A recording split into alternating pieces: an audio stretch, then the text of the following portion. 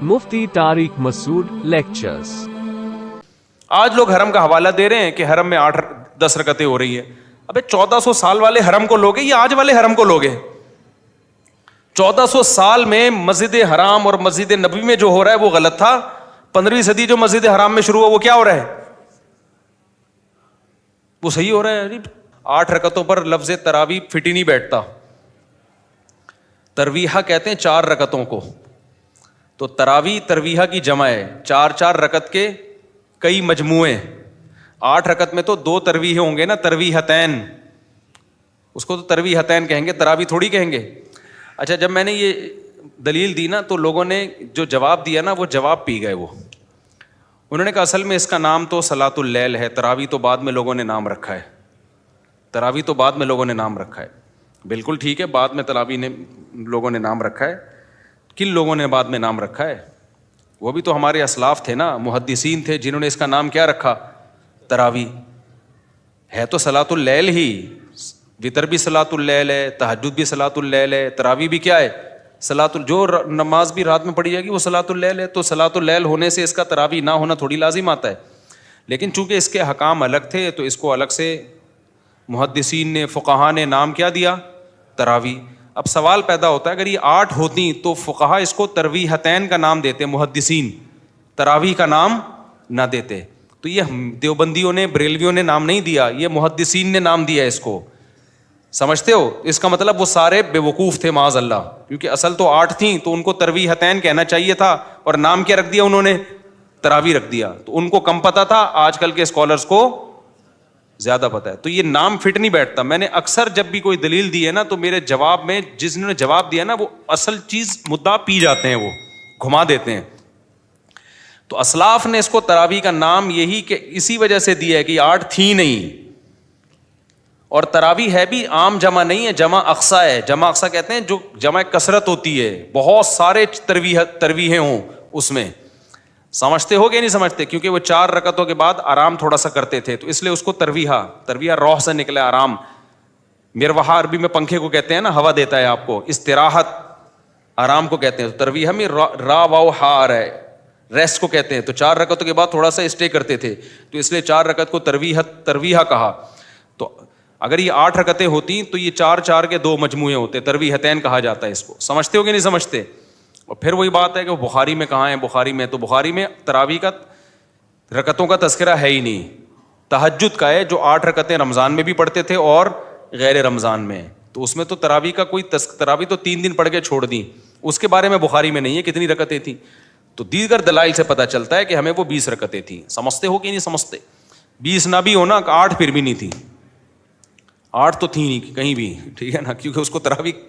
اور مجھے کوئی روایت دکھا دو حضرت عمر سے ایک ضعیف روایت میں 8 رکعتیں منقول ہیں، اور جو معمول بہا روایت ہے جس کو فقہا محدثین نے لیا اس میں 20 رکعتیں ہیں. تو ہم یہ دیکھتے ہیں کہ 8 والی ٹھیک ہے، یہ 20 والی. تو حضرت عمر کے دور میں اور اس کے بعد بھی پورے روئے زمین پر 8 والی موافقت کی ہمیں ایک حدیث بھی نہیں ملتی کہ دمشق میں، کوفہ میں کہیں بھی 8 پڑھی جا رہی ہوں. نہ عبداللہ بن مسعود سے، نہ حضرت علی سے، نہ جابر بن عبداللہ سے، نہ حضرت عثمان سے، کہیں بھی کخ بھی نہیں ملتا. تو یار یہ کون سی حدیثیں ہیں بھائی جن پر تمہیں سمجھ میں آ رہا ہے؟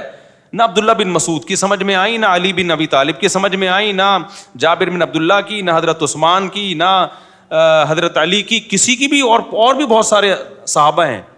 تو قرآن و سنت کی ایسی تشریحات کر رہے ہو یار جو کسی کی بھی، نہ ابو حنیفہ کی، نہ امام شافعی کی، نہ امام مالک کی، نہ امام احمد بن حنبل کی. پتہ نہیں کون سی چیزیں مارکیٹ میں لائے ہو تم. اور اگر حرم کو لینا ہے تو امام حرم میں کبھی دیکھا سینے پہ ہاتھ باندھتے ہوئے؟ امام حرم میں تو نہ مسجد نبوی میں، نہ مسجد کہیں بھی نہیں. سینے پہ ہاتھ باندھنے کے بھی ایک ضعیف روایت ہے، اور ضعیف ہونے کی وجہ سے 4 اماموں میں سے کسی نے بھی نہیں لیا اس کو. اس لیے آپ کو امام حرم بھی یہاں ہاتھ باندھتے ہوئے نظر آئیں گے، اور مسجد نبوی میں بھی، ہر جگہ ایسا ہی ہے. تو آپ قرآن و سنت کی وہ تشریح کر رہے ہو جو کسی کی بھی کھوپڑی میں نہیں آئی ہے، اس پہ لیبل لگا رہے ہو قرآن و سنت کا. اور ہم جب بات کرتے ہیں تو فوراً کہتے ہیں تو اندھے مقلد ہیں. تو بھائی ہم اندھے مقلد نہیں ہیں، ہم علی وجہ البصیرہ کسی کو فالو کر رہے ہیں کائنڈلی. ٹھیک ہے نا، کائنڈلی. لوگ کہتے ہیں میرا لہجہ سخت ہوتا ہے تو کائنڈلی کہہ دیا تو نرم ہو گیا. اور جو ہمارے خلاف بول رہے ہیں ان کا لہجہ دیکھا آپ لوگوں نے کیسا ہوتا ہے. ہمیں بتا رہے ہوتے ہیں کہ لہجہ جو ہے وہ بڑا سخت ہے. کچھ دن پہلے ایک اہل حدیث عالم سے میری تھوڑی سی واٹس ایپ پہ بات چیت ہوئی نا, میرے خلاف انہوں نے کلپ بنایا بڑا سخت لہجے میں. تو میں نے کہا یہ آپ کیسے, کیا ہے اس میں؟ تو انہوں نے کہا آپ نے بھی تو رپلائی کیا تھا نا. تو میں نے کہا میں نے تو آپ کے جواب میں جواب کہا تھا, آپ نہ کرتے تو میں بھی نہیں جواب دیتا. تو پھر انہوں نے میرے خلاف جو شدت اختیار کی نا, میں نے کہا وہ تو آپ کے ناصر الدین البانی بھی یہی کہتے ہیں جو میں کہہ رہا ہوں, اور فلاں بھی یہ کہتے ہیں. یعنی پورے مسئلے میں تو ناصر الدین البانی کی رائے کو نہیں ہم لے رہے, ایک خاص مسئلے میں کہ وہ بھی یہی کہتے ہیں, لے نہیں رہے, ان کا بتا رہے ہیں. تو انہوں نے کہا ہم ان کی رائے کو نہیں مانتے, وہ ایک عالم تھے لیکن ہمارا ان سے اختلاف ہے. میں نے کہا اب دیکھو, اب ایک اہل حدیث عالم کی بات آئی نا, تو کتنی تمیز سے آپ نے اپنا اختلاف ریکارڈ کروایا کہ چونکہ وہ اہل حدیث عالم ہیں, وہ ان کی ذاتی رائے ہے, ہم اس کو فالو نہیں کرتے. میں نے کہا یہی جب کسی کوئی اور مسلک کا عالم کسی آپ کی رائے کا اختلاف ہوگا تو تمیز آپ کے زبان سے کیا ہو جاتی ہے, شارٹ. پھر آپ کہتے ہو قرآن حدیث میں یہ ہے اور یہ کیا بول رہے ہیں, قرآن حدیث میں یہ اور یہ کیا بول رہے ہیں. وہی اہل حدیث نے اختلاف کر لیا تو وہ بھائی علماء کا اختلاف ہوتا ہے. ابو حنیفہ کریں گے تو علماء کا اختلاف نہیں ہوتا. ابو حنیفہ قرآن حدیث کے خلاف گئے اور یہ اندھے مقلد ہیں. اور اس طرح ایک میں آپ کو واقعہ سناتا ہوں, اس سے بات سمجھ میں آئے گی. میں ابھی آسٹریلیا گیا, وہاں سعودی عرب کے ایک عالم ملے جو سعودی عرب کے ہیں نہیں لیکن پڑھ کے سعودی عرب سے آئے ہیں, فقہ حنبلی کو فالو کرتے ہیں وہ. انہوں نے مجھے واقعہ سنایا کہ میں جہاز میں آ رہا تھا تو ظہر اور عصر جو ہے نا, جو فقہ شافعی کو جو فالو کرتے ہیں نا, وہ ظہر عصر ملا کے پڑھ رہے تھے. امام شافعی کی رائے ہے کہ سفر میں جائز ہے, وہ سنت نہیں ہے, یہ ذہن میں رکھیں. سنت یہی ہے کہ ہر نماز اپنے ٹائم پہ پڑھی جائے. امام شافعی کی رائے ہے کہ سفر میں آپ اس طرح سے ملا سکتے ہیں. امام ابو حنیفہ کی رائے ہے کہ اس طرح نہیں ملا سکتے, جو ملانے کا مطلب ہے وہ ظہر کو مؤخر کریں, عصر کے قریب لے جائیں, ظہر پڑھ کے جیسے ہی عصر کا وقت داخل ہو عصر پڑھ لیں. تو کہتے ہیں وہاں کچھ متشدد حضرات بیٹھے ہوئے تھے جو یہی صبح و شام فتوے لگاتے ہیں. تو کہتے ہیں میں نے ان سے کہا کہ بھائی جب ہم آرام سے اپنے مقام پہ پہنچ جائیں گے تو ہمیں ملانے کی ضرورت کیا ہے, کوئی ٹینشن تھوڑی ہے. تو سنت اور افضل تو یہی ہے کہ ہم اپنے مقام پہ جا کے عصر پڑھ لیں گے. ابھی ظہر کا وقت ہے, جب ہم مقام پہ پہنچیں گے عصر میں لمبا وقت ہوگا تو ہم جو احتیاط پر عمل کرتے ہیں نا وہاں پڑھ لیں گے ہم. کہہ رہے وہ برس گئے میرے اوپر, نہیں یہ تو سنت ہے, حدیثوں میں آتا ہے, تم یوں ہو. حالانکہ وہ خود حنبلی ہیں. کہتے ہیں میں نے کہا بھائی امام حنیفہ کی ایک رائے ہے اور امام شافعی کے نزدیک بھی افضل یہی ہے کہ جمع نہ کی جائے, اور دوسرا امام شافعی کے نزدیک کوئی اگر جمع کرتا ہے نا تو اس میں پہلے سے جمع کی نیت ہونی چاہیے. پہلے سے نیت تو ان کی تھی نہیں, یہ تو کنفیوز تھے. تو یہاں تو امام شافعی کے نزدیک بھی درست نہیں ہے اس موقع پہ. کہہ رہے ان کو میں سمجھا رہا ہوں, کہہ رہے نہیں ہم قرآن و سنت کو مانتے ہیں. کہہ رہے میں نے آخر میں کہا کہ شیخ صالح العثیمین کا یہ فتویٰ ہے, اس میں لکھا ہوا ہے کہ افضل یہی ہے کہ ہر نماز اپنے ٹائم پہ پڑھی جائے, جمع کرنا یہ رخصت ہے, عزیمت نہیں ہے. افضل یہی ہے کہ نہ کرو جمع. کہہ رہے چپ ہو گئے ایک دم. کہہ رہے مجھے افسوس اس پر ہوا, ابو حنیفہ کا حوالہ پیش کر رہے ہیں, امام شافعی جو اتنے بڑے بڑے مجتہدین وہاں اچھل رہے ہیں, ان کی 2 ٹکے کی ویلیو نہیں ہے. جہاں شیخ صالح العثیمین وہ بھی ہمارے لیے قابل احترام ہے رحمہ اللہ, بڑے بزرگ عالم تھے, آج کے عالم کا حوالہ دیں گے تو فوراً کیا ہو گئے, چپ ہو جاتے ہیں. تو یہ جو جتنے بھی آج کل آپ کو لوگ نظر آ رہے ہیں نا جو کہتے ہیں ہم کسی کی تقلید نہیں کرتے, بھائی جان یہ ہم جتنی ابو حنیفہ کی کرتے ہیں نا اس سے زیادہ یہ لوگ ان مذہبی اسکالرس کی تقلید کر رہے ہوتے ہیں. سمجھ رہے ہو, یہ ان کی کسی غلطی کو غلطی ماننے کے لیے تیار نہیں ہوتے. تو یہ زیادہ مقلد ہوتے ہیں, اور کچھ تو جہالت کی وجہ سے کر رہے ہوتے ہیں تقلید, خود علم ہوتا نہیں ہے تو ان کے چند حوالوں سے متاثر ہو جاتے ہیں. اچھا بھائی مفتی صاحب, روزہ ثواب کی نیت سے رکھنے کی ہمت یا دل نہیں چاہ رہا ہو لیکن وہ اس لیے روزہ رکھتا ہے کہ پیٹ صاف اور بدہضمی نہ ہو, تو کیا یہ درست ہے یا تقویٰ کے خلاف ہے؟ اس طرح بعض دفعہ خالص اللہ کی رضا کے لیے فرائض یا نوافل میں دل نہیں لگتا مگر جنت کی لالچ میں, تو جنت کی لالچ میں تو کرنا اخلاص ہی ہے بھائی. تو اچھی طرح رہنمائی فرمائیں. دیکھو آپ کا روزہ رکھنے کا دل نہیں کر رہا تھا, آپ نے یہ سوچ کے رکھا کہ صحت اچھی ہو جائے گی اس سے, پھر بھی ثواب ملے گا. حالانکہ آپ کی نیت صحت کی ہے, روزے کی نہیں ہے, لیکن کم ملے گا ثواب. آپ کہہ سکتے ہو یہ تو اللہ کے لیے رکھ ہی نہیں رہا میں. بھائی یہ اللہ کے لیے ہے, وجہ اس کی ہے کہ اگر صرف فاسٹنگ بڑھائے فاسٹنگ ہوتی تو وداؤٹ روزہ بھی ہو سکتی ہے. وہ سمجھتے ہیں کہ نہیں سمجھتے؟ آپ رات کو 12 گھنٹے فاسٹنگ کر لو, کیا خیال ہے؟ دن میں 12 گھنٹے کی کیا ضرورت ہے؟ پھر صبح سحری کا 1 گھونٹ پانی پینے کی کیا ضرورت ہے؟ پھر افطاری میں کھجور کھانے کی. کیونکہ جب آپ روزہ رکھو گے نا تو ان تمام لوازمات کے ساتھ رکھو گے. صبح سحری میں آپ کو اٹھنا پڑے گا, نہیں بھی اٹھے چلو رات کو کھانا کھا کے نیت کر کے سو گئے تو افطاری تو ہوگی نا. اور دوسرا, آپ پر شریعت کا حکم لاگو ہوگا کہ عام فاسٹنگ جب آپ کر رہے ہوتے ہو خالی صحت کے لیے, اس میں بیچ میں آپ کی نیت خراب ہو گئی, آپ نے چائے پی لی, تو نہ گناہ ملے گا آپ کو اور نہ اس کی قضا واجب ہوگی آپ کے اوپر. یہاں جب آپ نے فاسٹنگ کی ہے تو تمام شرعی احکام آپ کی طرف متوجہ ہو جائیں گے. اب بیچ میں ڈاکٹر نے کہا کہ کوئی فائدہ نہیں ہے روزہ رکھنے کا, آپ کی تو پہلی کولیسٹرول آپ میں ختم ہو چکا ہے, تو اب یہ کہہ کے آپ روزہ توڑو گے نہیں. چونکہ میں نے تو صحت کے لیے روزہ رکھا تھا, تو اب چونکہ اب کوئی ڈاکٹر کہہ رہے ہیں آپ فاسٹنگ توڑ دو, تو آپ کہو گے بھائی روزہ کیا ہے, وہ میرے لیے توڑنا بلا ضرورت جائز نہیں ہے, اس کو کمپلیٹ کرنا پڑے گا. دوسری بات, یہ اگر توڑ دیا تو بعد میں قضا رکھنی پڑے گی. تو اس سے پتہ چلتا ہے کہ آپ کے پاس صحت بنانے کے 2 آپشن تھے, ایک روزہ رکھے اور ایک روزہ رکھے بغیر. آپ نے کہا روزہ چونکہ عبادت ہے تو چلو اس بہانے عبادت کر لو, تو ایک اچھے راستے کا انتخاب یہ بھی کیا ہے, نیکی ہے. نہیں آئی کھوپڑی شریف میں بات, بھائی یہ بھی تو ایک نیکی ہے نا. اس کی مثال ایسے ہے, نبی صلی اللہ علیہ وسلم نے فرمایا کوئی شخص اپنی زوجہ سے اپنی خواہش پوری کرتا ہے اس پہ بھی ثواب ملتا ہے. صحابہ نے کہا یا رسول اللہ وہ تو اپنی خواہش کے لیے کر رہا ہے, تو آپ نے فرمایا وہ غلط طریقے سے بھی تو خواہش پوری کر سکتا تھا زنا کر کے. اس نے خواہش کے لیے 2 آپشن تھے اس کے پاس. آسان آپشن زنا تھا. آسان آپشن کیا تھا؟ کوئی خرچہ نہیں ہوتا, 1 دفعہ کا ہوتا ہے. یہاں آپشن کیا ہے, پورا سسرال جہیز میں مل رہا ہے آپ کو. کیا خیال ہے بھائی؟ مل گیا, بلکہ پروگرام بڑھ گیا, برباد ہو گیا, سالے ملے, زندگی کی ٹینشن. تو اگر کوئی مزے کے لیے بھی کر رہا ہے تو نبی نے فرمایا یہ کیا بات ہے کہ جب زنا کر رہا تھا تو اس کو گناہ شمار کر رہے ہو, اور زنا سے بچ رہا ہے تو اس کو نیکی شمار کیوں نہیں کر رہے؟ تو اس لیے کوئی بھی عبادت کی جائے نا, اگر وہ دنیا کے لیے بھی ہے لیکن آپ کے پاس دوسرا آپشن بھی تھا, اس برے آپشن کو چھوڑ کر آپ عبادت والے آپشن کی طرف آتے ہو تو بھی ثواب ملتا ہے. ہاں یہ ضرور ہے, اس کو کہتے ہیں عمل مشوب فقہ کی اصطلاح میں. عمل مشوب کا مطلب وہ عمل جس میں اللہ بھی ہے اور اللہ کا غیر بھی ہے. تو جتنا اللہ کی رضا کا کانسیپٹ جتنا زیادہ ہوگا اتنا ثواب کا ریشو بڑھ جائے گا, جتنا کم ہوگا اتنا ثواب کا ریشو کم ہو جائے گا. تو پورا ثواب تو جب ہی ملے گا جب خالصتاً اللہ ہی اللہ ہو, صحت پیش نظر نہ ہو. لیکن ایسا نہیں ہے کہ آپ صحت کے لیے رکھ رہے ہو تو ہے تو چونکہ روزہ ہی نا, وہ پورا روزہ کے شرعی احکام تو آ گئے نا آپ کی طرف, تو ثواب بہرحال روزے کا پھر بھی ملے گا. اس کی ایک اور آسان مثال دیتا ہوں. دیکھو ایک آدمی کو بزنس کرنے جانا ہے سعودی عرب,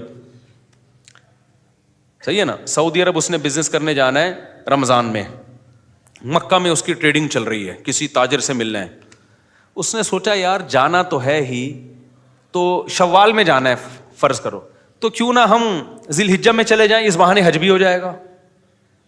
تو ذی قعدہ میں جانا تھا, شوال میں نہیں, ذی قعدہ میں جانا تھا, تو ذی قعدہ کے بجائے اس نے میٹنگ کا ٹائم کیا دے دیا, ذی الحجہ کا, کہ یار جب جا ہی رہے ہیں, جا تو بزنس ہی کے لیے رہا ہے نا, لیکن ذی قعدہ میں بھی تو جا سکتا تھا. اس نے بزنس کو ڈیلے کر دیا ذی الحجہ کی طرف. اگر بزنس نہ ہوتا تو وہ نہیں جاتا, لیکن اب اس نے کہا کہ یار ذی الحجہ میں جانا, جب جانا ہے تو میں 1 مہینہ ڈیلے کر لیتا ہوں, بزنس بھی ہو جائے گا اور اس بہانے حج بھی ہو جائے گا, تو اس کو حج کا ثواب ملے گا. کوئی یہ نہیں کہہ سکتا ابے تیرا اگر بزنس نہ ہوتا تو آتا ہوگا, کہوگے نہیں میں تو نہیں آتا. تو بھائی تو بزنس کے لیے آیا ہے. بھائی بزنس کے لیے میں ذی قعدہ میں بھی آ سکتا تھا, میں نے ذی الحجہ کا انتخاب اس لیے کیا کہ بزنس کے بہانے حج بھی ہو جائے.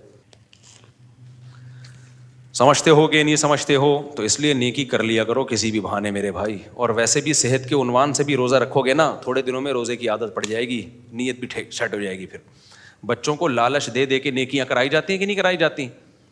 حضرت عبداللہ ابن مبارک رحمہ اللہ تعالیٰ کے والد, کتنے بڑے بزرگ محدث تھے عبداللہ ابن مبارک, ان کے والد ان سے کہتے تھے کہ ایک شعر یاد کر لو عربی کا، 1 درہم دوں گا. یہ ان کو بڑا ادیب بنانا چاہتے تھے تاکہ قرآن حدیث پہ ان کو عبور ہو، کیونکہ عربی میں ہے نا یہ علوم. آج کل کے جو اسکالر ہے نا، عربی کا ککھ بھی نہیں آتا، عربی کا ان کو ککھ بھی بولو نہیں آتا، اور وہ بڑے بڑے اسکالر بنے ہوئے ہیں. تو مدارس میں 2 سال تو صرف عربی سکھائی جاتی ہے پہلے. تو عبداللہ بن مبارک کے والد چاہتے تھے میرا بیٹا ادیب عربی میں عبور حاصل ہو تاکہ وہ قرآن و سنت کو اچھی طرح سے سمجھ سکیں. تو اب بچوں کو لالچ دی جاتی تھی کہ 1 درہم دوں گا، ایک شعر یاد کر لو. اب عبداللہ بن مبارک کس چکر میں شعر یاد کر رہے تھے؟ پیسوں کے لیے. تو ثواب تو بڑھ گیا نا، کیا خیال ہے؟ لیکن ابا نے کیا سوچا، ابے کسی بھی بہانے بھائی تو کر لے، جب قرآن جب آئے گا نا، جب عربی آئے گی اور حدیثوں کا مطلب سمجھ میں آئے گا تو اخلاص بھی خود بخود پیدا ہو جائے گا. اسی وجہ سے عبداللہ بن مبارک فرماتے ہیں کہ میں نے علم دنیا کے لیے حاصل کیا، لیکن علم نے میرے دل سے دنیا نکال دی.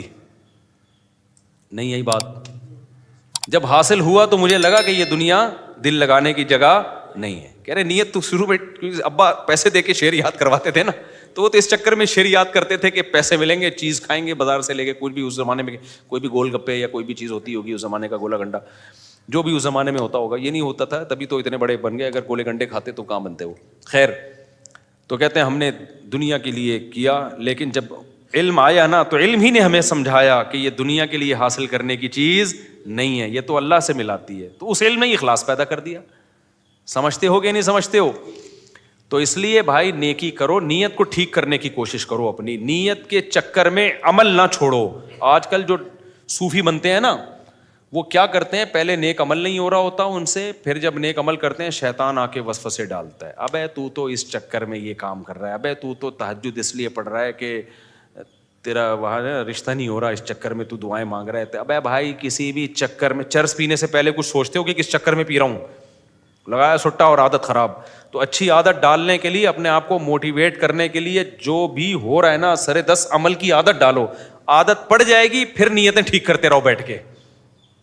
نہیں آئی میرا خیال ہے، عادت پڑ جائے ایک دفعہ، نیتیں پھر ٹھیک ہوتی نہیں. نیت کا ٹھیک کرنا آسان ہے، نیت صحیح ہو، عادت ڈالنا بڑا مشکل ہے. دیکھو نیتیں کتنی اچھی ہیں، میں حج کروں گا اللہ کے لیے، کر لو، کر لے گا کیا؟ خالی کرنے سے تھوڑی ہوتا ہے، کرے گا تو پتہ چلے گا. پہلے مرے گا، بعد میں جنت میں جائے گا. جنت میں جانے کی سب کی نیت ہوتی ہے. ایک مولوی صاحب بار بار دعا مانگتے تھے، اللہ مجھے شہادت دے دے. کسی نے کہا مولوی صاحب تو کبھی میدان جہاد میں تو جاتے ہوئے دیکھا نہیں، کوئی حلوے میں بم رکھ کے تھوڑی دے گا آپ کو. تو کسی بھی طرح سے نا اچھے عمل کی عادت ہوتی ہے، ڈال دو یار، اپنے آپ کو موٹیویٹ کیا کرو. اور میں تو اپنی بات بتاؤں، میں اپنے آپ کو اچھے عمل پہ موٹیویٹ کرنے کے لیے آخرت کے ساتھ دنیا کا بھی بہت سہارا لیتا ہوں. دنیا کا بھی بہت، کیا یار عادت پڑے عمل کی.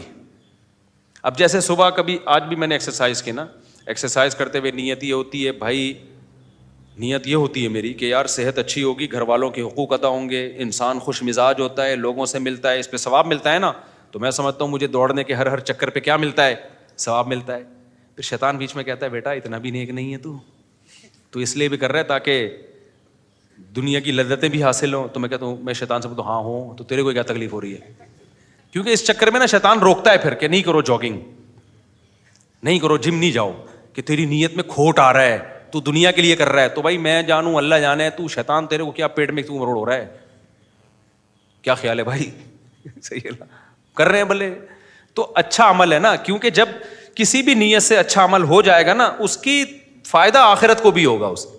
اب دیکھو اگر ہماری دنیا کی بھی نیت ہو کہ یار میری صحت اس لیے اچھی ہو تاکہ میں پراٹھے اسی طرح کھاتا رہوں صبح، ویسے یہ کوئی بہت بری نیت ہے، اتنی بھی بری نیت نہ کریں آپ. لیکن فرض کر لو کہ میں دنیا کی لذتوں سے فائدہ اٹھاتا رہوں، یہ بھی نیت ہو.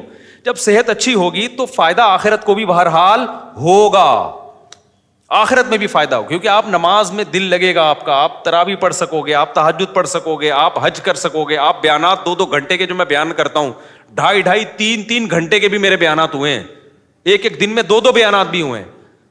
اگر یہ صحت نہ ہوتی تو بے ہوش ہو کے گر جاتا بھائی میں. تو اس کا فائدہ آخرت کو فائدہ ہو گیا کہ نہیں؟ تو نیت کرو اچھی، لیکن اگر اس میں بیچ میں دنیا کی نیت آ رہی ہے تو اس کی وجہ سے عمل مت چھوڑو. یہ میں کہنا چاہتا ہوں، عمل مت چھوڑو، آنے دو، وسوسے آنے دو.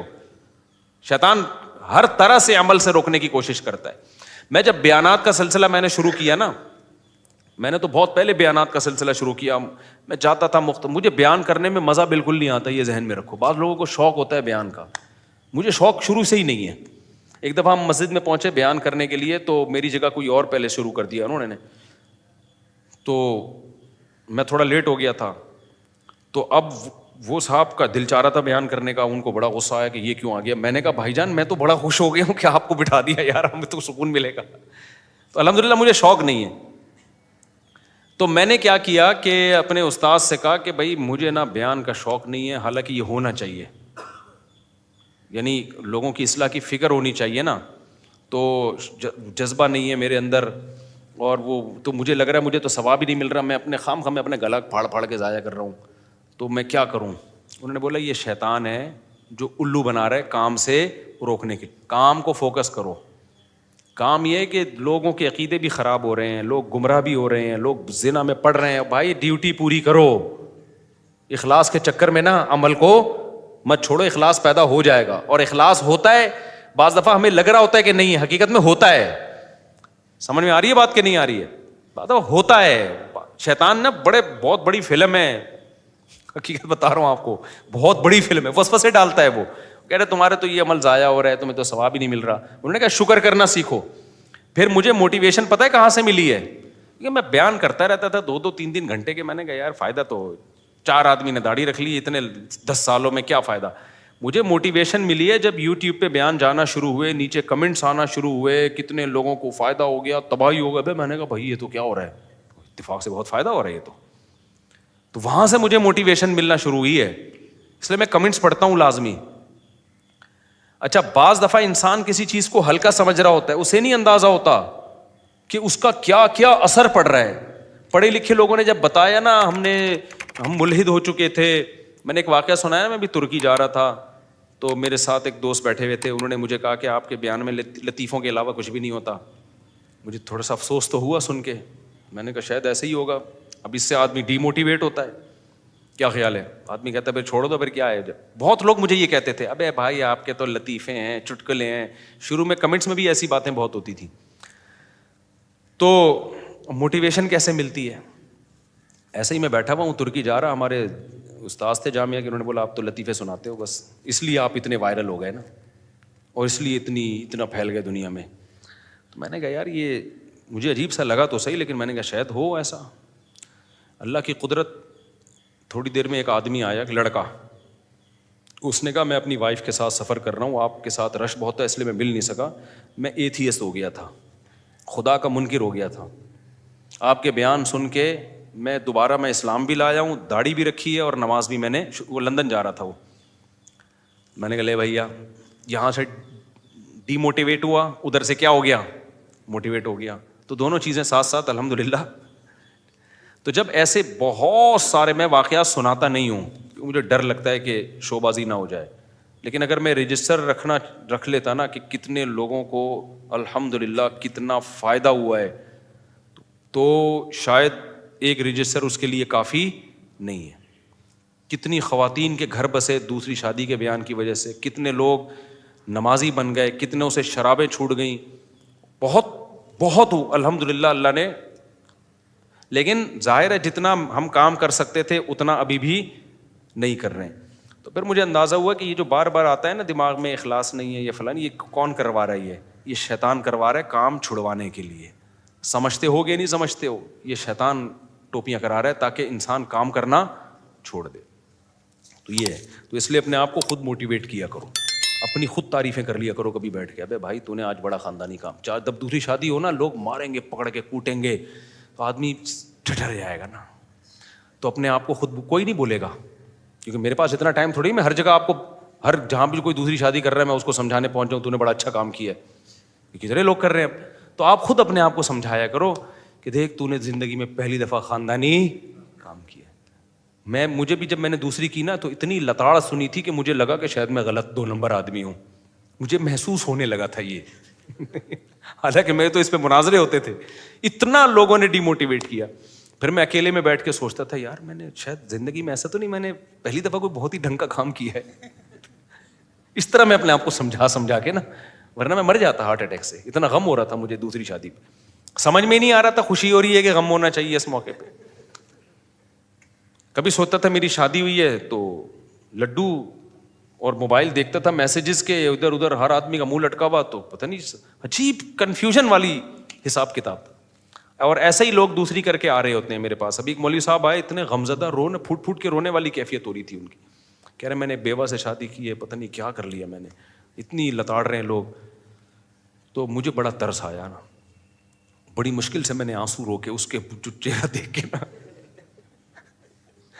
میں نے کہا, مجھے لگ رہا تھا, میں نے اس کو کہا نا مبارک ہو, تو یہ اٹھا کے تھپڑ نہ لگا دیں, تھپڑ نہ لگا. ایک نے تو دوسری کی نا, اتنی ٹینشن میں آیا. میں نے کہا مزید کا ارادہ, کہہ رہے بھاڑ میں جائیں 4 شادیاں, یہ اس کے الفاظ تھے, کہہ رہے بھاڑ میں گئیں 4 شادیاں. تو ایسے موقع پہ آپ اپنے آپ کو خود کیا کرتے ہیں, موٹیویٹ. دیکھو غلط نہیں ہے, اس میں غلط کیا ہے. بہرحال یہ بڑی لمبی کہانی ہے, کبھی آپ کر کے آئیں تو پھر میں انشاءاللہ آپ کو تھپکی دوں گا. تو میں نے اس مولوی صاحب سے کہا, میں نے کہا یار, کہہ رہے مجھے لگ رہا ہے میں کوئی گناہ گار ہوں, میں نے غلط کیا ہے. حالانکہ بیوہ سے اس کے یتیم بچے بھی پال رہا ہے یار ایک آدمی. کہہ رہے مجھے لگ رہا ہے میں غلط کیا. واقعی اس کو لگ رہا تھا, اس کے چہرے سے لگ رہا تھا یہ شرمندہ ہے. تو میں نے ان سے کہا, میں نے کہا اللہ کی قسم شاید زندگی میں آپ نے اگر کوئی نیکی کی ہے نا تو پہلی دفعہ یہ ایک نیکی کا کام کیا ہے. میں نے کہا اس پہ گھبرانا بالکل بھی آپ نے نہیں ہے, ایک ہی کام کیا ہے آپ نے اور اسی پہ آپ کو شرمندگی ہو رہی ہے. میں نے کہا نماز تو سارے مولوی پڑھتے ہیں یار, داڑھی والے, آپ نے بھی ٹوپی پہن کے کون سا, میں نے بھی, میں پگڑی پہنتا ہوں, آپ خالی ٹوپی پہنتے ہو, میں کیا پہنتا ہوں, پگڑی. یہ اس کام تو بہت سے لوگ کر رہے ہیں دنیا میں. یہ کام خاندانی کیا, ایک عورت کو برائی سے بچا لیا, اس کو شیلٹر دے دیا, پہلی دفعہ خاندانی کام کیا ہے. تو کہہ رہے ہیں کہ پھر جو اتنے غم. میں نے کہا یار گریبان کھولو اور بائک یا گاڑی اگر چلاتے ہو نا, اس کو پیچھے لکھو موسٹ وانٹیڈ. میں نے کہا اس کو انجوائے کرو, انجوائے. میں نے کہا دیکھو جو محلے کے بدماش ہوتے ہیں نا, یہ جو بڑے بڑے ڈکیت نہیں ہوتے, جب یہ جیلوں میں جاتے ہیں ان کی آپس میں ملاقاتیں ہوتی ہیں, یہ سارے جرم کر کے ان کو پھانسیوں کی سزائیں ہوتی ہیں. یہ ایک دوسرے سے پوچھتے ہیں تو نے کیا کیا, وغیرہ میں نے 10 بندے مارے گئے, جا تو نے کیا کیا, 11 12 15 100 یہ ایسے تاؤ دے رہے ہوتے, تو نے کیا ہے, تو بتا اسمگلنگ میں کیا بیچتا تھا. وہ چرس, اب 2 ٹکے کا اسمگلر. ہم آئس بیچتے تھے, ہم جو ہے نا ہیروئن کی اسمگلنگ کرتے ہیں. تو یہ برائی پہ اتنا فخر کرتے ہیں. تو آپ نے زندگی میں ایک ڈھنگ کا کام کیا, موسٹ وانٹیڈ لکھو اپنی بائک کے پیچھے. بول رہے جس نے جو اکھاڑنا ہے اکھاڑ لے, ایسی کی تیسی. اتنا خوش ہو کے گیا نا وہ بندہ, خوش ہو کے گیا. مجھے لگا یہ مرنے سے کم از کم بچ جائے گا, لیکن اگلے دن پھر وہی کیفیت ہو جاتی ہے دوبارہ. یہ تجربہ ہے میرا. تھوڑی دیر کے لیے ایک ملتا ہے سکون, کہتا ہے ایسی کی تیسی, پھر اگلے دن پھر وہی ٹھس. تو اپنے آپ کو خود موٹیویٹ کیا کرو. جب رمضان گزرتا ہے, آخری بات کر کے بس میں ختم کرتا ہوں, یہ پھر سوالات اتوار کو دیں. رمضان جب ہوتا ہے نا, رمضان, آپ کہو گے مولوی صاحب کیسی باتیں کر رہے ہیں, ہم تو ان سے یہ توقع نہیں رکھتے تھے, لیکن بھائی ہم تو کمزور لوگ ہیں. رمضان کے جب 29 یا 30 روزے گزرتے ہیں, سب لوگ ہی روزے رکھتے ہیں, میں کوئی اکیلا تو نہیں ہوں نا روزے رکھنے والا. تراویحیں سبھی پڑھتے ہیں, ہم کوئی اکیلے تو نہیں ہیں. قرآن رمضان میں سبھی ختم کرتے ہیں, ہم کوئی اکیلے تو نہیں ہیں. لیکن خدا کی قسم میں بہت خوش ہوتا ہوں جب رمضان گزرتا ہے نا. میں اللہ سے کہتا ہوں اللہ یہ تو سارے بہت نیک لوگ ہیں, ان کا رمضان روزے رکھ لیے, یہ تو ہوں گے بہت نیک. میں تو بڑا کمزور ہوں, میرے میں تو ہمت نہیں ہے کہ عام دنوں میں 30 روزے کنٹینیو رکھ لوں. رکھے جاتے ہیں نفلی روزہ, آدمی سوچتا ہے پھر چھوڑتا ہے چلو کل رکھیں گے, چلو پرسوں رکھیں گے. رکھ لیتا ہے تو 1 رکھ لے گا, 2 رکھ لے گا, بہت زیادہ 10 رکھ لے گا. اے اللہ میں تو بڑا نالائق ہوں, میں نے تو بڑا تیر مارا ہے 30 روزے رکھ کے. یہ کس کو, اپنے آپ کو موٹیویٹ کرنے کے لیے. بھائی ایک نعمت ملی ہے, شکر ادا کرو یار. ہم ورنہ آسان ہے یار, کتنا بڑا اللہ کا کرم ہو گیا, اللہ نے ہم پہ فرض کر دیے. آپشنل رکھتا تو میرے بھائی میں اور آپ اتنی بڑی نیکی, اللہ آپشن دے دیتا نا کہ بھائی تو رکھنا چاہے تو رکھ لے, نہیں تو چھوڑ دے. تو ہم کہاں رکھ لیتے بھائی. اللہ نے کہا فرض ہیں تمہیں رکھنے پڑیں گے. اتنا بڑا احسان ہو گیا اللہ کا ہم پہ کہ ہم سے 30 روزے لگاتار اس نے رکھوا لیے, اور تراویح پڑھوا لی اس نے ہم سے, قرآن ختم کروا لیا ہم سے. تو میں تو بڑا خوش ہوتا ہوں. میں کہتا ہوں بھائی ہم تو بڑے نالائق ہیں, لیکن مجھے اللہ نے بڑا نوازا کہ 30 روزے رکھنے کی اللہ نے توفیق دی. اسی وجہ سے جب چاند گزرتا ہے تو لوگ رو رہے ہوتے ہیں, ہائے ہائے رمضان جا رہا ہے. ہم خوش ہوتے ہیں کہ یار اللہ میاں نے 30 روزے رکھوا کے اب ہمیں چھٹی دے دی, اب کھاؤ پیو. تو جب اللہ چھٹی دے دے گا ہم چھٹی پہ خوش ہوں گے, جب روزہ کہے گا تو ہم کیا رکھیں گے؟ کیا ہو گیا بھائی جان؟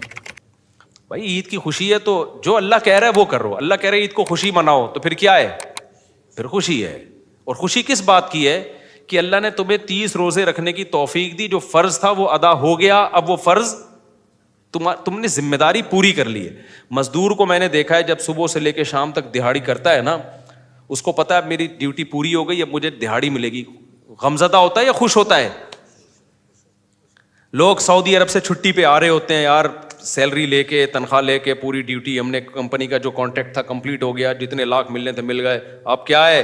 چھٹی. تو خوشی خوشی آتے ہیں, بھاڑے مار مار کے رو رہے ہوتے ہیں.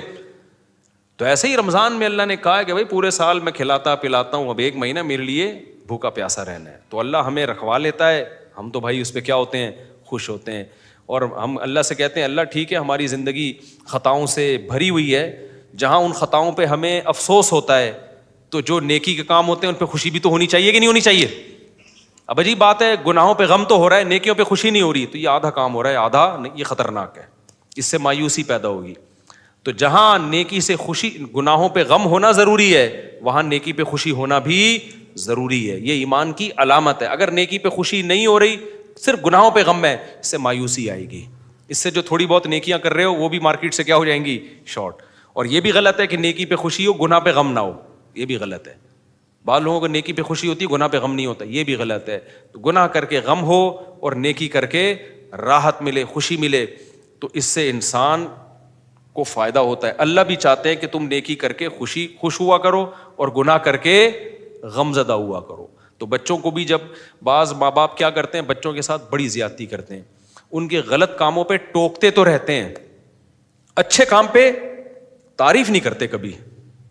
بہت خطرناک ہے, آپ بچے کو باغی بنا رہے ہو.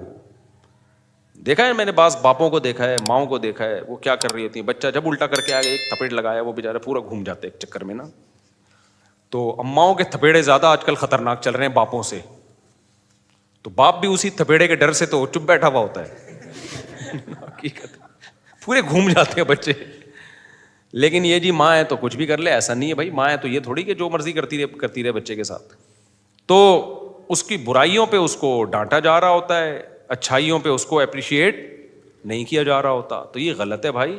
نبی صلی اللہ علیہ وسلم سے ہمیں دونوں چیزیں ملتی ہیں. اور یہ جو ہے نا کہ کسی کے منہ پہ تعریف نہیں کرنی چاہیے, یہ وہ والی تعریف ہے جو مکھن لگانے کے لیے ہو یا جس سے سامنے والے کے بگڑنے کا اندیشہ ہو. موٹیویشن کے لیے تعریف کرنا یہ پیغمبر صلی اللہ علیہ وسلم سے ثابت ہے. نبی نے ایک صحابی سے فرمایا, ان فیک خصلتین, تمہارے اندر 2 خوبیاں ایسی ہیں, یحبہم اللہ ورسولہ, جو اللہ کو بھی بہت پسند اور اللہ کے رسول کو بھی بہت پسند ہے. ان صحابی میں 2 بڑی خوبیاں تھیں. تو لوگ تھوڑی ان کی تعریف کرتے تھے, نہ ان کو اپنی ان خوبیوں کے بارے میں خود پتا ہوگا, لیکن نبی نے فرمایا تمہارے اندر 2 کوالٹی بڑی زبردست. وہ کیا فرمایا؟ الحلم والاناہ, ایک جلد بازی نہیں ہے, اور ایک کیا ہے؟ بردباری, جلدی غصہ نہیں آتا تمہیں. کچھ لوگ ایسے ہوتے ہیں نا, بہت جلدی غصہ نہیں آتا ان کو, بہت دیر سے آتا ہے, بردباری ہوتی ہے. اور جلد بازی میں فیصلے نہیں کرتے, جب بھی فیصلہ کریں گے ایک دم ایکسائٹڈ جذباتی نہیں ہو جاتے, تمام پہلوؤں پہ غور کر کے پورا اینالائز کر کے پھر ایک نتیجہ قائم کرتے ہیں. تو یہ بڑی کوالٹی ہے. تو نبی نے دیکھا ان صحابی میں یہ 2 کوالٹیاں, آپ نے فرمایا یہ بڑی خاندانی کوالٹی ہیں. صحیح ہے نا, اللہ کو اور رسول کو کیا مطلب اس پہ قائم رہنا. تو کوئی حوصلہ افزائی کرنے والا نہیں ہوتا, تو انسان اپنی خوبیوں کو بھی خامیاں سمجھنا شروع کر دیتا ہے. سمجھتا نہیں ہے بات کو, جب نہیں پڑھے گا رات کو تو نہیں سمجھے گا بات کو. اور آج کل توے پہ بیٹھے ہوئے لوگ آپ کو بہت ملیں گے. ان صحابی میں برداشت تھا, تو اب بہت سے لوگوں کو برداشت نہیں, ہر وقت ایسے توے پہ بیٹھے ہوئے, ذرا سا چھیڑ دو تو ایک دم بھڑک جاتے ہیں نا. کچھ بول دو, ان کے سیاسی لیڈر کو ایک لفظ بول کے دیکھو آپ. ابھی سنا ہے کوئی قتل وتل بھی ہو گیا اس چکر میں KPK میں. ایک سیاسی جماعت کے لیڈر نے دوسری سیاسی جماعت کے لیڈر کی برائی کی, اس نے اٹھا کے بندہ ہی مار دیا. تو یہ چل رہا ہے مارکیٹ میں, کیونکہ تحمل, برداشت, بردباری کیا ہے, ختم چل رہی ہے. تو کسی میں کوئی خوبی ہو نا تو وہ بھی بتا دینی چاہیے, خامی ہو تو اعتدال سے وہ بھی بتانا ضروری ہے, ورنہ اپنی خوبیاں سن سن کے انسان چوڑے میں آ جاتا ہے. کوئی خامی ہو تو وہ بھی اعتدال کے ساتھ. میری خامی, میں آسٹریلیا میں تھا, تو ایک میں جا رہا ہوں تھوڑا سا ولاگ شلاگ بنا, ایک خاتون آئی, پردے میں تھی, انہوں نے کہا آپ سے مجھے 2 منٹ کی بات کرنی ہے. ان کے ہسبینڈ بھی ساتھ میں تھے. میں نے کہا ساتھیوں کو کہا آپ تھوڑا آگے, کہہ رہی پرسنلی بات, میں سائڈ پہ ہو گیا. کہتی ہیں آپ کے اندر 2 برائیاں بہت بری ہیں مفتی صاحب. میں نے کہا جی. ایک آپ ممبر پہ ہنساتے ہیں, یہ بالکل بھی مناسب نہیں, اور ایک اس طرح کے لطیفے سناتے ہیں آپ. مجھے کیونکہ میں تو 22 دن سے تعریفیں ہی سن رہا تھا, مفتی صاحب آئیے سیلفی, آپ کا بیان سن کے میں مسلمان ہو گیا, آپ کا بیان سن کے میں نے داڑھی رکھ لی. تو جب وہ کہا نا تو میں نے کہا اچھا میں کوشش کروں گا انشاءاللہ. انسان کا بچہ, ان کو تو نہیں کہا کہ انسان کا بچہ, میں دل میں کہا کہ انسان. لیکن خدا کی قسم مجھے اچھا اس لیے لگا کہ یار کوئی تو ہو جو, کیونکہ وہ مجھے ان کی رائے سے اتفاق نہیں ہے بھائی. میرا تو نیچرل انداز ہے بیان کرنے کا, میں یہ لطیفے نہیں چھوڑ سکتا, میرا نیچرل, کوئی تکلف کر کے تھوڑی میں کوئی کر رہا ہوں بھائی. میرا یہ فطرت تھوڑی چینج ہوتی ہے انسان کی. لیکن مجھے یہ لگا کہ یار اگر سب تعریفیں کرتے رہیں نا, کوئی آپ کے منہ پہ آپ کی برائی نہ کرے, آپ تو ویسے ہی تباہ ہو جاتے ہو. کوئی تو ہو نا جس نے مجھے ٹوک دیا, تو مجھے تھوڑا سا اندر فیلنگ بھی ہوئی, تھوڑا سا دھواں بھی محسوس ہوا مجھے, ٹھیک ہے نا. اس سے انسان کم از کم مجھ میں اپنی برائی سننے کی برداشت تو پیدا ہوگی نا. اس خاتون کی رائے سے میں اگر متفق نہیں بھی ہوں تو کم از کم کوئی اور جب کرے گا تو اس کو سنوں گا تو صحیح نا. آج بڑا مسئلہ یہ ہے کہ آپ کسی کے کو کہہ ہی نہیں سکتے کہ آپ کے اندر یہ غلطی ہے, تو وہ ایک دم ایسا جذباتی ہو جائے گا, منہ سے جھاگ نکلنا شروع ہو جائے گا. بھائی تجھ میں اور فرعون میں کوئی فرق بولو نہیں ہے. اتنا کیوں غصہ آ رہا ہے؟ یہ غصہ اس کی علامت ہے کہ آپ نے اپنے بارے میں فرض کر لیا کہ میرے اندر کوئی خرابی ہو ہی نہیں سکتی. یہ فرض کرنا ہی غلط ہے. ہمارے ایک جاننے والے نا بات بات پہ اٹھ پٹ بہت غصہ ہوتے تھے. وہ مولوی صاحب اور کسی سلسلے کے بزرگ بھی تھے, وہ پتہ نہیں ہر وقت توے پہ بیٹھے رہتے تھے. وہ جوان آدمی تھے. تو میرے پاس بہت, یعنی مجھے کسی نے بتایا ان کے بارے میں, میں نے کہا یار یہ کیوں اتنا غصے میں؟ انہوں نے کہا اصل میں یہ برے آدمی نہیں ہے, ان کو اپنے بارے میں یہ وہم ہو گیا کہ میں بہت نیک ہوں. آئی بات سمجھ میں؟ ان کو اپنے بارے میں وہم ہو گیا کہ میں کیا ہوں, بہت نیک ہوں. تو اب ظاہر ہے جس کو اپنے بارے میں وہم ہو گیا کہ میں بہت نیک ہوں, وہ جب اپنے خلاف سنے گا تو غصہ آنا کیا ہے, نیچرل ہے. تو اپنے بارے میں وہم ہوتا کیوں ہے؟ بولو بھائی ہم تمہارے جیسے نارمل ہیں, ہم کوئی بہت بڑی پہنچی ہوئی فلم نہیں. میں نے کبھی اپنے گھر کے بارے میں دعویٰ کیا کہ میرے گھر میں بہت سکون ہے اور میں 4 شادیاں کر کے بہت کامیاب لائف ہے, لوگوں آ جاؤ تم بھی اس راستے کی طرف؟ کبھی میں نے دعویٰ کیا یہ؟ کیونکہ میں نے دیکھا ہے 2-3 شادیوں والے نا بتا رہے ہوتے ہیں ابے مفتی صاحب ہم نے تو ایسا رکھا ہے ماشاءاللہ, بہنوں کی طرح رہتی ہیں, ہمارے گھر میں کوئی جھگڑا نہیں ہوتا, اور یہ ہوتا ہے اور وہ ہوتا ہے فلانا. میں نے کہا بھائی آپ کیا آپ مریخ سے آئے ہوئے ہوں گے, ہم تو بھائی نارمل عام انسانوں کی طرح کے کیا ہیں بولو انسان. لوگ مجھے کہتے ہیں آپ کی 4 شادیاں کامیاب ہو گئیں, تجربہ کیسا رہا؟ اب آپ بتاؤ 2 کرنی چاہیے, کامیاب ہو گئی. میں نے کہا کامیابی کا مفہوم کیا ہے آپ کے ذہن میں؟ کامیابی کا مفہوم اگر یہ ہے کہ کوئی کسی قسم کی ٹینشن ہی نہیں ہے, تو میں نے کہا یہ تو جنت میں ہی ہوگی, یہ دنیا میں نہیں ہو سکتا, یہ نہیں ہو سکتا دنیا میں. اور اگر کامیابی کا یہ مفہوم ہے کہ میں کر کے پچھتا رہا ہوں, پچھتا نہیں رہا, تو میں نہیں پچھتا رہا چاہے جتنی بھی ٹینشن ہو. کیا خیال ہے؟ جیسے کوئی ایک شادی کرے اور ٹینشن ہی ٹینشن ہو, تو وہ کیا کہے گا بھائی یہ والی غلط ہو گئی, یہی کہے گا نا. یہ تھوڑی کہے گا کہ ایک شادی نہیں کرنی چاہیے. تو اگر کسی کی 4 شادیاں بھی غلط ہو گئیں تو بھائی اس سے اسلام کا فلسفہ تھوڑی غلط ہو جائے گا, اس سے یہی ہوگا. تبھی یہ جو لوگوں کے یہاں طلاقیں ہوتی ہیں نا, میں ان سے بدگمان نہیں ہوتا. ابھی وہ شعیب ملک اور ثانیہ مرزا میں بھی طلاق ہوئی ہے نا, تو مجھے بہت لوگوں نے کہا کلپ بناؤ کلپ بناؤ. آسٹریلیا میں تھا, میں نے کہا کیا کلپ بنائے, نارمل ہے بھائی, کبھی میاں بیوی میں بنتی ہے کبھی نہیں بنتی. تو جب بنتی ہے تو اکٹھے رہتے ہیں, نہیں بنتی تو طلاق ہو جاتی ہے. کون سا اتنا بڑا طوفان ہو گیا یار, اس کو اتنا میڈیا پہ اچھالا کیوں جا رہا ہے؟ نہیں ہے میرا خیال بات سمجھ. اس کو ایسا ایمان کفر کا مسئلہ انڈیا پاکستان کی جنگ گویا ہو گئی ہے. ہم ثانیہ مرزا کے ساتھ ہیں, دوسرا کہہ رہے ہم شعیب ملک کے ساتھ ہیں. مجھ سے پوچھا, میں نے کہا میں دونوں کے ساتھ ہوں. کیا خیال ہے بھائی؟ بھائی نہیں ہو یہ تو. اب اس میں نہ شعیب ملک کا میں سمجھتا ہوں قصور ہے, نہ ثانیہ مرزا کا قصور. تو جب پتا چلے گا جب دونوں کے گھنٹوں پوری تقریر سن کے فیصلہ کرے گا غلطی کس کی تھی. نارملی کیا ہے, بعض دفعہ دونوں کی غلطی نہیں ہوتی, پھر بھی نہیں بنتی دونوں میں, کیا ہے. دوسری بات یہ, اگر شعیب ملک غلط تھا یا ثانیہ ملک غلط تھی تو کرنا کیا, جب علیحدہ ہو گئے تو اب جو مرضی غلط تھا تو وہ جانے اللہ جانے. کیا خیال ہے؟ یہ غلط صحیح کی بحث تو جب ہوگی جب دونوں میاں بیوی کے طور پہ رہ رہے ہوں. پھر ثانیہ مرزا مجھ سے, ثانیہ مرزا نام ہے نا, ثانیہ مرزا مجھ سے رابطہ کر کے کہتی شعیب ملک میرے حقوق ادا نہیں کر رہا. مجھ سے رابطہ نہیں کرتی تو پھر میں اس بحث میں نہیں پڑتا. مجھ سے کوئی کہتے شعیب ملک یہ کر رہا ہے, میں کہنا بھائی وہ جو کر رہا ہے وہ اس کی بیوی جانے, اور ثانیہ مرزا جو کر رہی ہے وہ اس کا شوہر جانے. مجھ سے تھوڑی انہوں نے باپ بنا کے پوچھے رہے کہ ہم کون صحیح ہے کون غلط ہے. کتنی بھی کمپلین میاں بیوی کی آئے نا, بولو ان کا پرسنل معاملہ ہے. جب یہ ہمارے پاس فیصلہ لائیں گے پھر ہم فیصلہ کریں گے. جب تک میرے پاس نہیں ہے تو وہ میاں بیوی بھائی تو جو مرضی کرے, یہ ہمارا ہیڈک, بولو نا, ان کا پرسنل معاملہ ہے. ابھی ایک جھگڑا ہوا دو تاجروں میں, بہت بڑا جھگڑا نا. ایک کہہ رہا ہے میں ایسا, وہ کہہ رہا ہے فلانا ویسا. میں چپ کر کے بیٹھا ہوں نا, ایسے بالکل انجوائے کر رہا ہوں نا, ایسے بالکل ہے, کیونکہ میں ٹینشن کیوں لوں تمہارے جھگڑے کی. بھائی جھگڑا تمہارا ہے, میں ایک دم تیش میں آ جاؤں تو غلط ہے تو غلط ہے. تو مجھے کہنے لگے آپ بتائیں کون صحیح ہے اس میں. میں نے کہا آپ لکھ کے دیں ریٹن میں نا کہ مفتی صاحب ہم دونوں کا جھگڑا ہے, آپ جو فیصلہ کریں گے نا پھر ہم اس کو مانیں گے. یہ لکھ کے دیں, پھر میں دوبارہ سے آپ کا جھگڑا سننا شروع کروں گا. ابھی تک تو میں نے اس کو, کیونکہ میرے اپنے غم کم ہیں جو میں تمہارے غموں کو لے کے یار بیٹھا رہا ہوں. پیسیوں مسائل ہیں میرے ساتھ. آج نا لوگوں کے پاس فارغ ٹائم بہت ہے. ثانیہ مرزا, شعیب ملک, ابے ان کا پرسنل مسئلہ ہے. اگر وہ ثانیہ مرزا شعیب ملک پہ الزام لگا رہی ہے تو وہ بولو بھائی ہمیں نہیں پتا یہ الزام صحیح ہے غلط ہے. اگر صحیح بھی ہے غلط بھی ہے تو جب الگ ہی ہو گئے تو اب جو مرضی کرو بھائی. تو پروگرام بڑھ گیا, ٹھیک ہے نا, کیا ہو گیا. تو جب تھے تو اس وقت وہ, میں جلدی سے وہ تاجروں کا قصہ مکمل کر دوں تاکہ آپ کو پتہ چلے میں کیا کہنا چاہ رہا ہوں. میاں بیوی کے معاملات میں بھی ایسے ہی کیا کرو. تو جب وہ الزام لگایا نا وہ دو تاجروں نے یوں ہے, میں نے کہا بھائی لکھ, اگر مجھ سے پوچھ رہے ہو نا کون صحیح ہے تو ریٹن میں دونوں لکھ کے دو.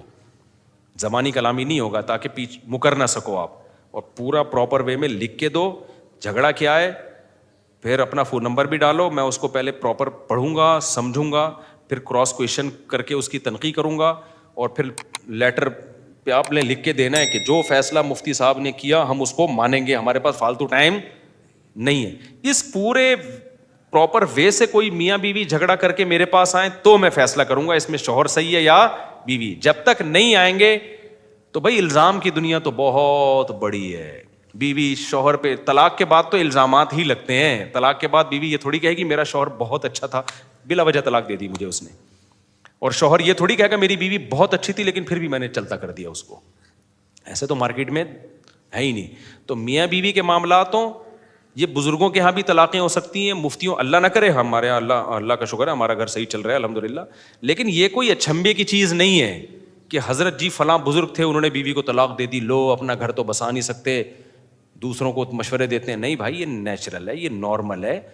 اگر عورت نہیں سنبھل رہی ہے تو شوہر نہیں سنبھال سکتا اس کو. دنیا میں کوئی مائی کا لال ایسا پیدا نہیں ہوا. ایک جھگڑا میرے پاس آیا, ایک بہت بڑے عالم تھے, بزرگ تھے, ان کا اپنی بیوی سے جھگڑا, نوجوان عالم تھے, بہت بڑے تو نہیں کہنا چاہیے لیکن اچھے سنجیدہ عالم تھے اور تقویٰ تھا ان میں. ان کا جھگڑا چل رہا تھا بیوی سے, 2-3 دفعہ علیحدگی کی بات ہوئی. تو لڑکی کے ابا نے مجھ سے کہا کہ میں اس شرط پہ اپنی بیوی کو, اپنی بیٹی کو بھیجوں گا, یہ گارنٹی لے کہ جو ہے جیسی ہے یہ برداشت کرے گا. تو میں نے کہا دیکھیں یہ بات تو میں نہیں کر سکتا اس سے کہ گارنٹی لے, تو کیونکہ جو ہے جیسی ہے کہ اس کا مطلب تو بہت مفہوم بہت وسیع ہو جائے گا نا. یہ تو کچھ بھی کرتی رہے بیٹھ کے, کہیں نہ کہیں کسی کو پابند ہونا پڑے گا. میں نے کہا یہ تو مطالبہ ہی غلط ہے آپ کا, اس کو بھی کچھ شرائط اور اس کو بھی کچھ شرائط پہ آنا پڑے گا. نہ ہم عورت کو یہ مشورہ دیں گے کہ میاں جو ہے جیسا ہے برداشت ہی کرنا ہے, نہ ہم مرد کو مشورہ دیں گے کہ جو ہے جیسی ہے. یہ کہنے کی باتیں ہوتی ہیں, پریکٹیکل لائف میں اس کا وجود نہیں ہوتا. تو اس لیے گھروں میں بھائی ہم تو کبھی الٹا ہم نے دعویٰ ہی نہیں کیا ہے کہ جو ہے نا وہ پتہ نہیں کون سی دنیا میں بھائی جب 2 شادیاں ہوتی ہیں طلاق کے چانسز کم ہونے کے بجائے بڑھتے ہیں, اس میں 3 میں اور بڑھتے ہیں, 4 میں اور بڑھتے ہیں. سمجھتے ہو, کیونکہ جھگڑوں کا امکان میرے نہیں ہے الحمدللہ, اللہ کا فضل ہے, لیکن بڑھ سکتے ہیں. اللہ نہ کرے کبھی بھی بڑھے, امید بھی نہیں ہے انشاءاللہ, لیکن سب کچھ ہو سکتا ہے بھائی. ہم اسی دنیا میں رہتے ہیں, روٹی کھاتے ہیں, غصہ بھی آتا ہے. کیا خیال ہے, میں بھی غلط ہو سکتا ہوں, گھر میں بھی کوئی غلط ہو سکتا ہے. میں نے کوئی گارنٹی لی کہ میرے اوپر مہر لگ گئی ہے قیامت تک میں نیک ہی رہوں گا, کسی کا کوئی بھروسہ نہیں ہے بھائی دنیا میں. تو آپ اسلام کا فلسفہ پیش کرو. اسلام میں 4 شادیاں ہیں عورتوں کا گھر بسانے کے لیے. اسلام غلط نہیں ہو سکتا. میں غلط ہو سکتا ہوں بھائی, سمجھتے ہو کہ نہیں سمجھتے؟ میں غلط صحیح بھی ہو سکتا ہوں, ایسا نہیں کہ غلط ہوں. آپ غلط ہو سکتے ہو, صحیح بھی ہو سکتا ہوں, میں غلط بھی ہو سکتا ہوں. تو ہم اپنی بات کر ہی نہیں رہے ہیں, ہم کس کی بات کر رہے ہیں؟ اسلام کی بات. تو میرا بھی گھر میں جھگڑا بھی ہو سکتا ہے, اونچی آواز میں بات بھی ہو سکتی ہے, لڑائی بھی ہو سکتی ہے, اولاد بھی بگڑ سکتی ہے. اللہ نہ بچائے اس اولادوں کو بگڑنے سے.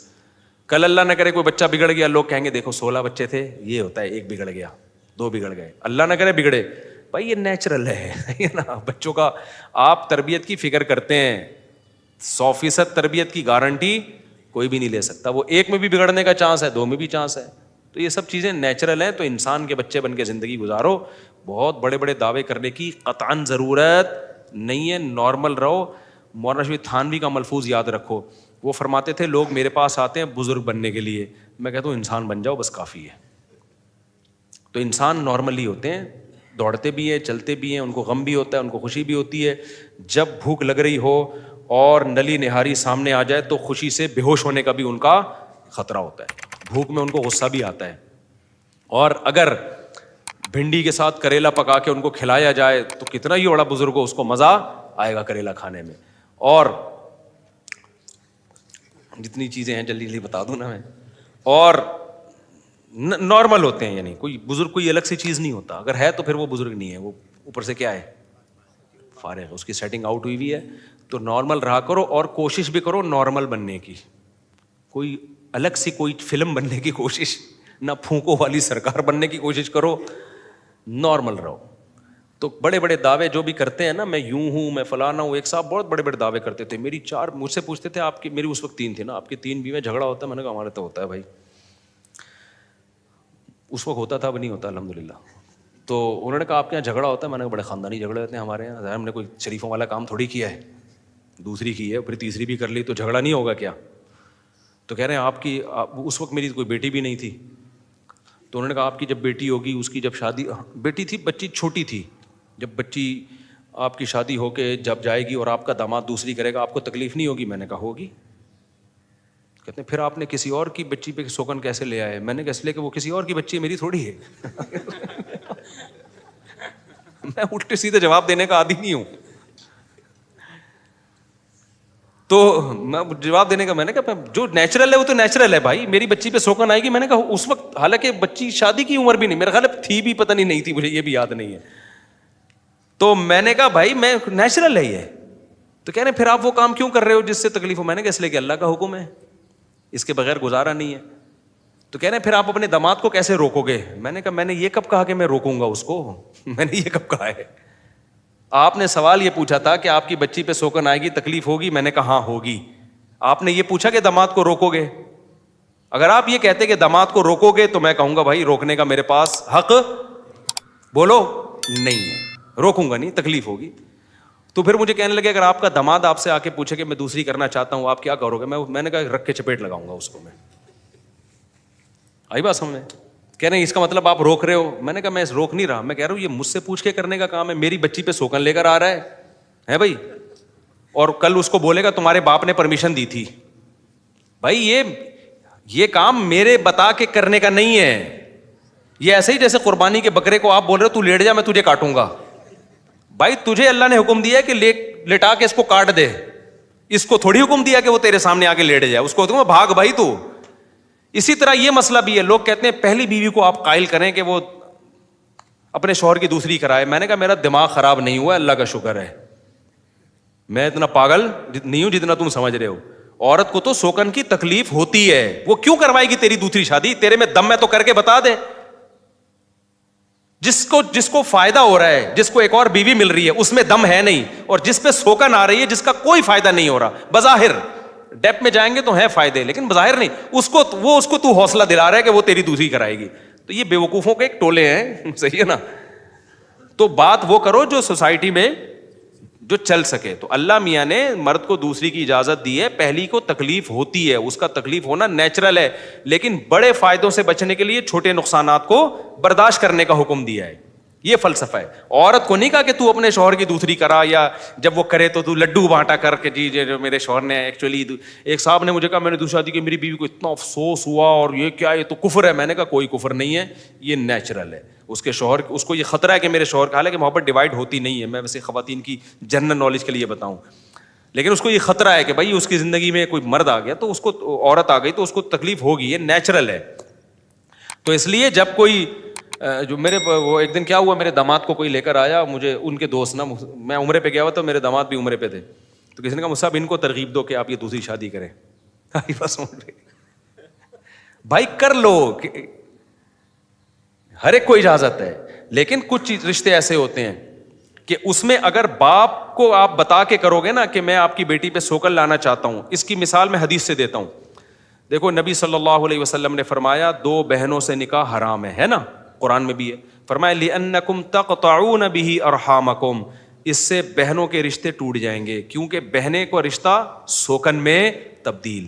اس لیے اسلام نے ایک بہن پہ دوسری بہن سے آپ کو شادی کی اجازت نہیں دی, کیونکہ بہنوں میں ایک خاص محبت ہوتی ہے. اگر وہ سوکن بنا دی نا تو ان کی بہنوں والی محبت بڑھ گئی. تو اسی طرح یاد رکھو, باپ بیٹی کا ایک بہت مضبوط رشتہ ہوتا ہے, بھائی بہن کا ایک بہت مضبوط رشتہ ہوتا ہے. آپ دوسری شادی کرو, آپ اپنے سالے کے کندھے پہ رکھ کے یا اپنے سسر کے کندھے پہ رکھ کے نہیں کرو, کیونکہ اگر آپ نے سسر کو بتا کے اس کی پرمیشن سے کی ہے تو بیٹی کہے گی میرا باپ ظالم ہے جو میرے اوپر سوکن لانے پر راضی ہو گیا. اسلام باپ بیٹی کے رشتے میں دراڑ پیدا بولو نہیں کرنا چاہتا. یہ تمہارا پرسنل معاملہ ہے, کرنا ہے کرو بھائی, ہم کسی کو نہیں روک سکتے. روک بھی لے تو آپ کو کس نے کہا ہے کہ آپ مانو بات, کیا خیال ہے؟ اگر کوئی روک بھی لے تو اس کی بات ماننا آپ پر لازم تھوڑی ہے. تو یہ نہیں ہے بے وقوفوں کی طرح کہ جی میرے بہنوں ہی نے مجھے اجازت دی ہے ایک اور شادی کرو, یا میرے سسر نے اجازت دی ہے. بھائی ان سے اجازت لینے کی ضرورت ہی نہیں, ان کو بتاؤ بھی نہیں, ان کا حق بنتا ہے ناراض ہونے کا. اور وہ کیونکہ بیٹی کو فیور کریں گے نا وہ, تو ان کا حق یہی ہے کہ اپنا بیٹی سے تعلق خراب بولو نہ ہونے دے. باقی آپ کو اجازت ہے تو اللہ نے دی ہے تو آپ کر لو. باپ کے کندھے پہ رکھ کے کہ میرے سسر نے اجازت دی ہے, میرے بہنوں ہی نے, میرے سالے نے اجازت دی ہے, تو بھائی یہ منجن ہے, یہ کیا ہے؟ بالکل فضول سی بات لگتی ہے مجھے تو اور یہ غلط ہے. ہاں کوئی اپنے سسر کو پرمیشن اس کو بتا دے ایک الگ بات ہے, وہ آپس کا کوئی تعلق ہو یا کوئی بچے میں کوئی خامی ہو تو اس بیس پہ کر رہا ہو ایک الگ بات ہے, لیکن یہ غلط ہے. اس کا نقصان کیا ہوگا کہ باپ, اور یہ میں جب نہیں کہہ رہا جب میری بیٹیوں کی شادی ہو گئی ہے, جو میرے ساتھ اٹھتے بیٹھتے ہیں ان کو پتہ ہے جب میری بیٹیاں نہیں تھیں اس وقت بھی میں یہ بات کرتا تھا. کیونکہ بعض لوگ مجھے تانا دیں گے اچھا جب بچیوں کی شادی ہو جاتی ہے پھر تو کانسیپٹ ہی چینج ہو جاتا ہے. نا, جو میرے ساتھ دوست احباب ہیں نا ان کو پتہ ہے کہ جب میرے بچی پیدا بھی نہیں ہوئی تھی اس وقت بھی میں یہی بات کرتا تھا. ایک دفعہ جب میں نے نا 2004 کی بات ہے, میں نے بڑی تحریک چلائی ہوئی تھی 4 شادیوں کی, تو کسی نے کہا اس کی جب بیٹیاں ہوں گی تو دیکھتے ہیں کہ دوسری والے کو کیسے دیتے ہیں. میں نے کہا میں نہیں دوں گا دوسری والی کو, ابھی سے بتا رہا ہوں میں. انہوں نے کہا یہ کیا بات ہوئی؟ میں نے کہا میں کوشش کروں گا کہ کوئی پہلی والے ملے مجھے ڈھنگ کا. اگر پہلا والا ڈھنگ کا نہ مل رہا ہو تو ساری زندگی اس کی برباد کرنے سے بہتر ہے کہ میں کسی دوسرے والے کو دے دوں, پھر میں دوں گا. ہم نے اپنی بچیوں کا, اپنی بہنوں کا فائدہ دیکھنا ہے. سمجھ میں آ رہی ہے بات؟ تو اسلام نے جو مرد کو 4 شادیوں کی اجازت دی ہے وہ اسی وجہ سے دی ہے کہ بہت سی عورتوں کو اکلوتا آدمی نہیں ملے گا کوئی ڈھنگ کا, ان کو کسی کی دوسری بیوی بنا دو. لیکن اگر کسی کو مل رہا ہے تو کہاں اسلام نے کہا ہے کہ تمہاری بیٹی کو, تمہیں اپنی بیٹی کے لیے اکلوتا داماد مل رہا ہے تو چوتھی والی کو دو. تو یہ اسلام نے کہاں کہا ہے؟ تو چوتھی والی کو جب دیا جائے گا جب اس میں کوئی الگ سے سرخاب کے پر لگے ہوئے ہوں. سمجھ آ رہی ہے نا بات؟ یا کوئی الگ سے کوئی وہ, تو یہ شروع سے ہی ہے. تو اس لیے باتیں وہ کرو جو سوسائٹی میں جس کا جو چل سکیں, ہوائی باتیں نہیں کرنی چاہیے انسان کو. اللہ تعالیٰ سمجھنے کے عمل کی توفیق عطا فرمائے. کافی ہو گیا میرے خیال.